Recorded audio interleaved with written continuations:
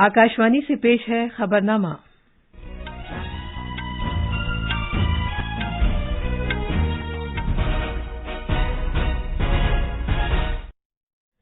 आदाब। खबरनामे के साथ मैं शबाना रहमान। पहले इस वक्त की अहम खबरें। वजीर-ए-आजम नरेंद्र मोदी आज रोजगार मेले में नए भर्ती किए गए अफराद को 71,000 तकर्रुरी नामे तकसीम करेंगे। गुजरात में असेंबली इंतखाबात के दूसरे मरहले के लिए नाम वापस लेने के बाद 833 उम्मीदवार इंतखाबी मैदान में हैं। एनआईए ने नई दिल्ली हवाई अड्डे से एक इंतहाई मतलूब दहशतगर्द कुलविंदर जीत सिंह उर्फ खनपुरिया को गिरफ्तार किया है। भारत ने जनूबी कोरिया की जानिब से मिसाइल दागे जाने की मजम्मत की है। इंडोनेशिया में जलजले में मरने वालों की तादाद बढ़कर 162 हो गई है। और क्रिकेट में भारत और न्यूजीलैंड के दरमियान तीसरा और आखिरी T20 बैनुल-अक़वामी मैच आज नेपियर में मैकलीन पार्क में खेला जाएगा।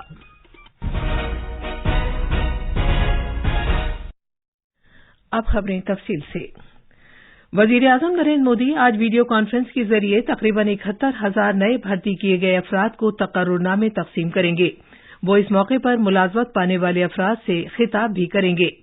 इन नई भर्तियों को मुल्क के 45 मुख्तलिफ मकामात पर कागजात की शक्ल में तकर्रुरनामे सौंपे जाएंगे।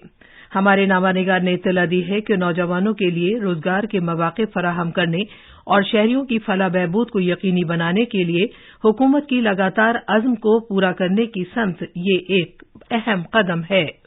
रोजगार मेला रोजगार के मौके पैदा करने को अव्वलीन तरजीह देने के वजीर-ए-आजम के अज़्म को पूरा करने की समत में एक कदम है। पिछले माह रोजगार मेले में भर्ती होने वाले 75,000 नए लोगों को तकर्रुरनामे दिए गए थे। ये तकर्रुरनामे कई ओहदों के लिए दिए गए थे, जिनमें मरकजी मुसल्ला police force, sub inspector, constable, income tax inspector शामिल हैं। इस बार टीचर्स, लेक्चरर, नर्सेज, नर्सिंग अफसरान, डॉक्टर, फार्मासिस्ट, रेडियोग्राफर्स और दीगर तकनीकी और नीम तिब्बी ओहदे भी पुर किए जा रहे हैं। खबरनामे के लिए सुपर्णा साइकिया की रिपोर्ट।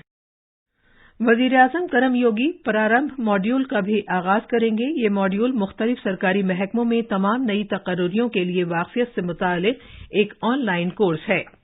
इसमें सरकारी मुलाजिमों के लिए ज़ाब्ता-ए-अख़लाक़, काम की जगह पर हुस्न सुलूक, दयानतदारी और इंसानी वसाइल की पॉलिसियां शामिल हैं। मुलाजमत पाने वाले अफराद अपनी मालूमात, हुनरमंदी और सलाहियत में इजाफे के लिए igotkaramyogi.gov.in प्लेटफॉर्म पर दीगर कोर्सेज को तलाश करने का भी मौका हासिल कर सकेंगे। सेहत और खानदानी बहबूद की वजारत ने बैरून मुल्क से आने वाले अफराद के लिए एयर सुविधा फॉर्म्स का सिलसिला मुनक़ता कर दिया है। इस हुक्म का इतलाक आज से होगा।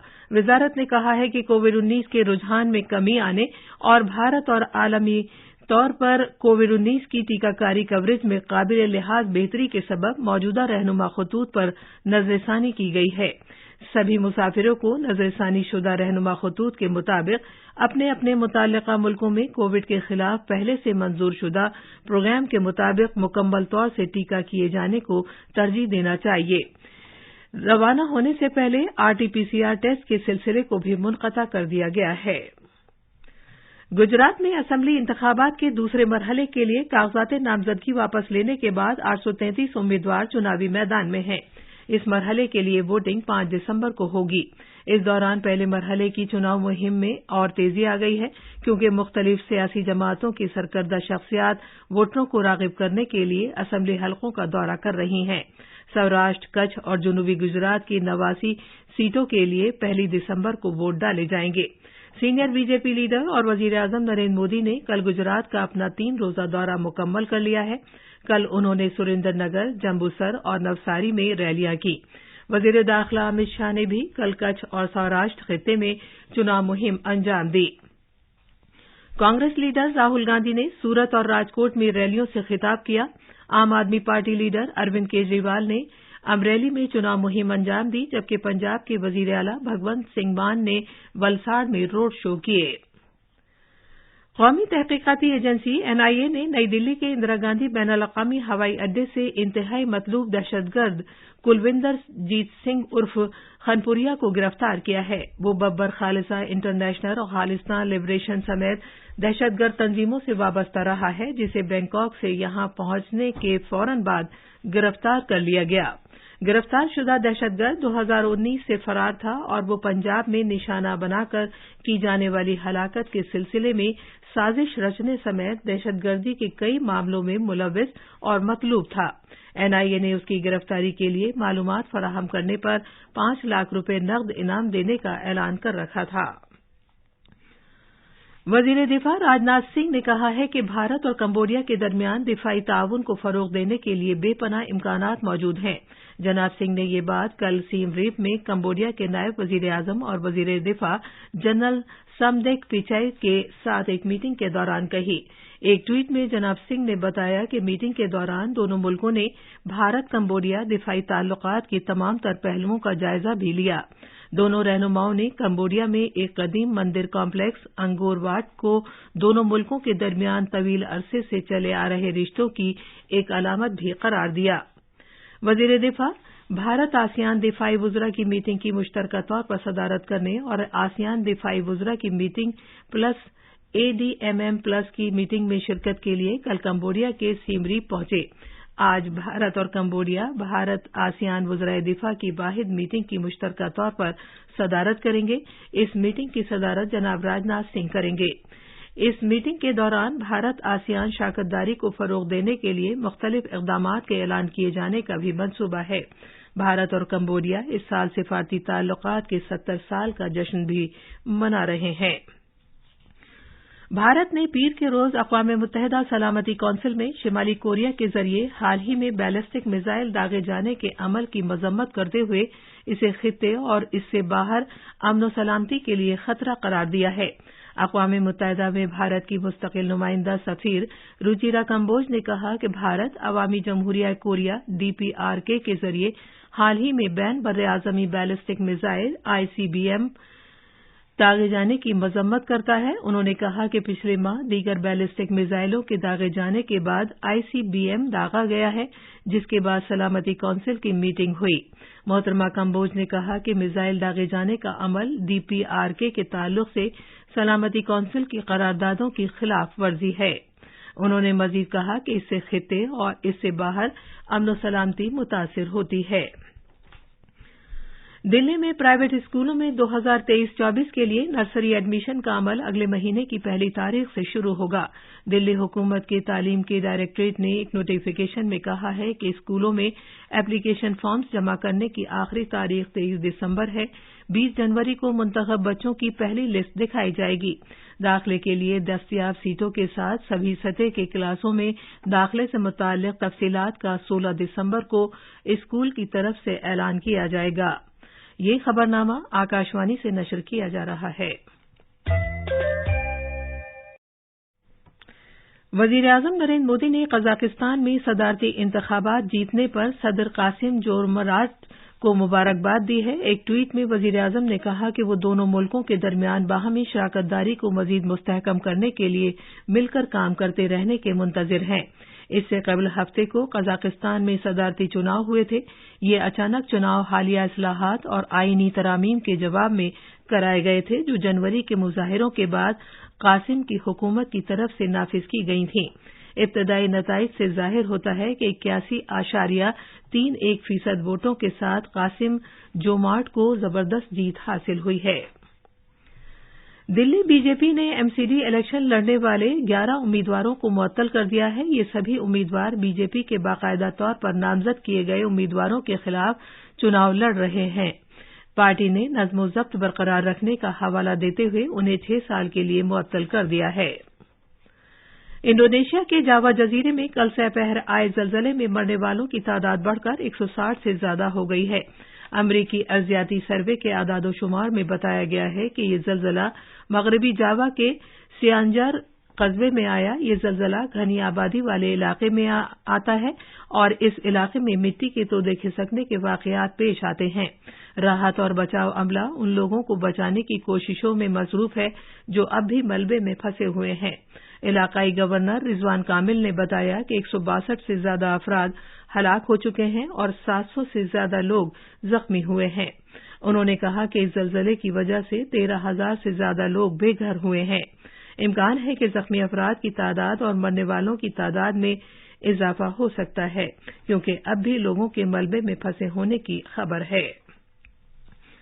بھارت کا 53واں بین الاقوامی فلم فیسٹیول ان دنوں گوا میں جاری ہے۔ فیسٹیول کا لطف اٹھانے کے لیے دیویانگ افراد کے لیے خصوصی انتظامات کیے گئے ہیں۔ فیسٹیول کے دوران دیویانگ افراد کے خصوصی سیکشن کے تحت 2 فلموں کی خصوصی طور پر نمائش کی جائے گی۔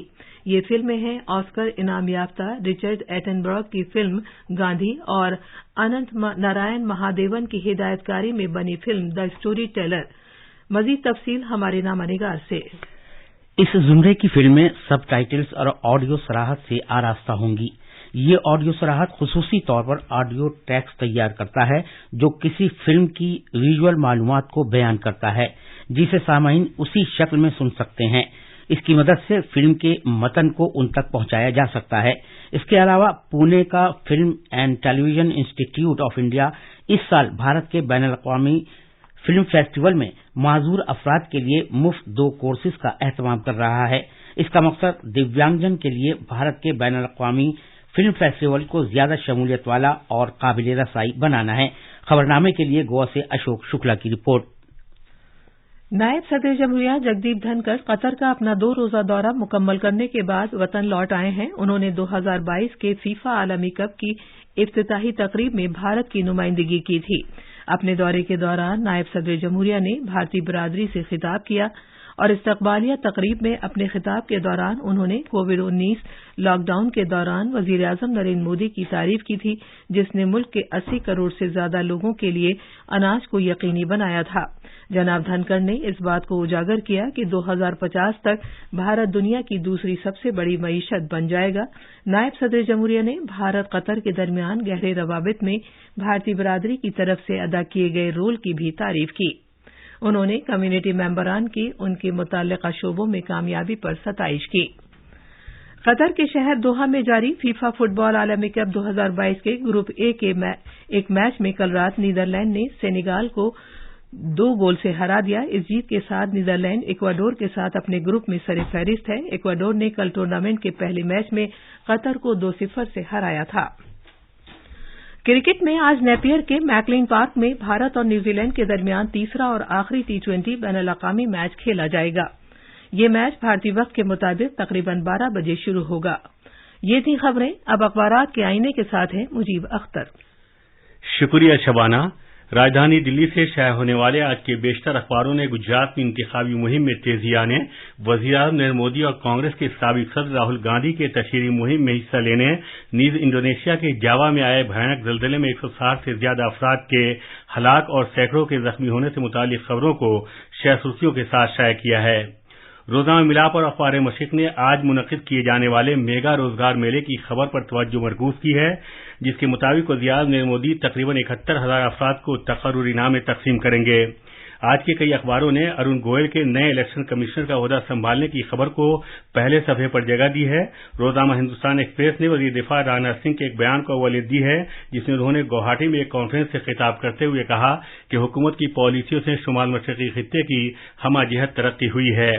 اسی اخبار نے آسٹریلیا کی پارلیمانی کمیٹی کے ذریعے ہندوستان کے ساتھ تجارتی معاہدے کی توسیع کی سفارش سے متعلق خبر کو اجاگر کیا ہے۔ روزنامہ انقلاب نے راجستھان میں جاری سیاسی بحران کا ذکر کرتے ہوئے تحریر کیا ہے کہ کانگریس نے انصاف نہیں کیا تو بہت تاخیر ہو جائے گی۔ یہ بات راجستھان کابینہ کے وزیر ہیمارام چودھری نے کہی۔ دلی کے پرائیویٹ اسکولوں میں داخلے کا عمل 1 دسمبر سے۔ راجناتھ آسیان وزرائے دفاع کی کانفرنس میں شرکت کے لیے کمبوڈیا پہنچے۔ سری نگر میں سیکورٹی سخت، گاڑیوں اور راہگیروں کی تلاشیاں، شناختی کارڈ چیک۔ ان خبروں پر روزنامہ راشٹریہ سہارا، ملاپ اور پرتاپ نے توجہ دی ہے۔ خاص خبریں ایک بار پھر۔ وزیر اعظم نریندر مودی آج روزگار میلے میں نئے بھرتی کیے گئے افراد کو 71,000 تقرری نامے تقسیم کریں گے۔ گجرات میں اسمبلی انتخابات کے دوسرے مرحلے کے لیے نام واپس لینے کے بعد 833 امیدوار انتخابی میدان میں ہیں۔